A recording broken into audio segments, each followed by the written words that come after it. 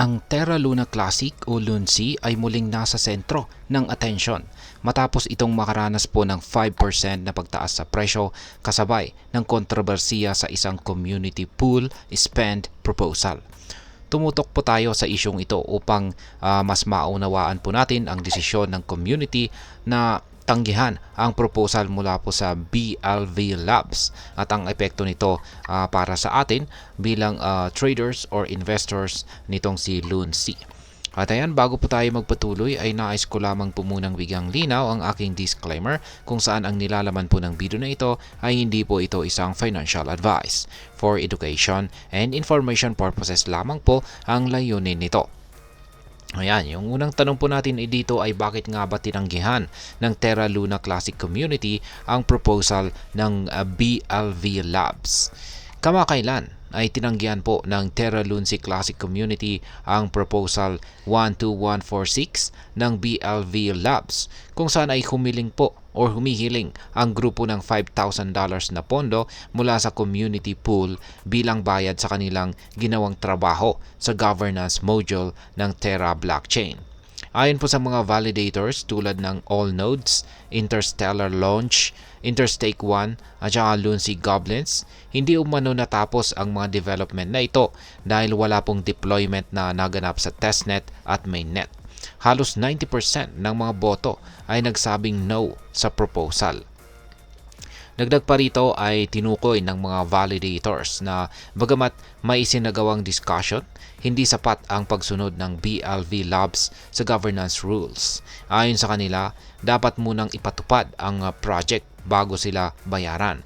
Ang pangunahing layunin po ng BLV Labs ay ang pag-update ng Oracle module upang otomatikong ma-adjust ang minimum deposit para sa mga proposal depende po sa fluctuations ng presyo ng Lunsi.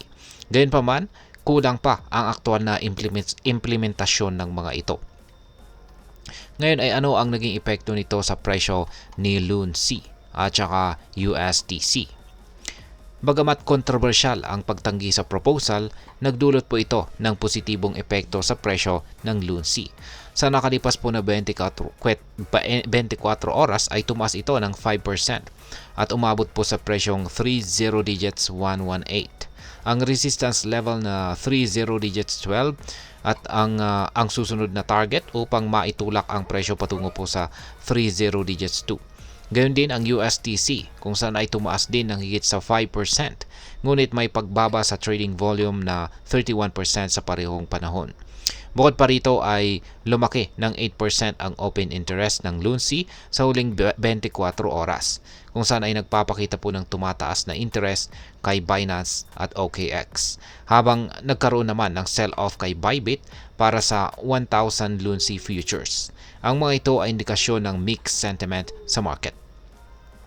Ngayon ay ano naman po ang kahalagahan ng desisyon na ito para sa atin bilang mga Pinoy crypto traders at investors nitong si Lunsi.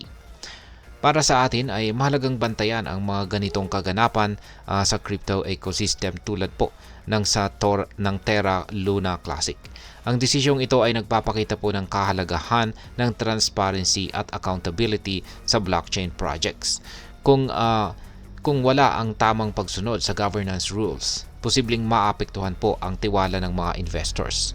Sa kabilang banda, ang positibong rally sa presyo ng Lunsi ay maaari pong magdulot ng oportunidad para sa short-term gains. Ngunit kinakailangan pong maging maingat sa mga ganitong investment, lalo na't ang market ay volatile. Ngayon ay ano naman po ang aking masasabi tungkol dito? Ang desisyon po ng Terra Luna Classic Community na tanggihan ang proposal ng BLV Labs ay patunay na mahalaga po ang collective decision making sa blockchain governance. Para sa mga crypto investors, lalo na sa mga Pinoy, ito'y paalala na ang blockchain ay hindi lamang po tungkol sa kita, kundi pati sa tiwala at integridad ng mga projects. Maganda rin na obserbahan ang mga rally tulad po ng kay Lunsi bilang potensyal na oportunidad, ngunit huwag kalimutan ang risk management. At ayan, hanggang dito na lamang po tayo sa video na ito mga ka-crypto. Sana po ay inyong nagustuhan ang aking paliwanag sa video na ito. Kung inyo po itong nagustuhan ay pakiclick lamang po ang like button nito. Marami pong salamat sa panunood. Ingat po tayo lagi at God bless po sa ating lahat.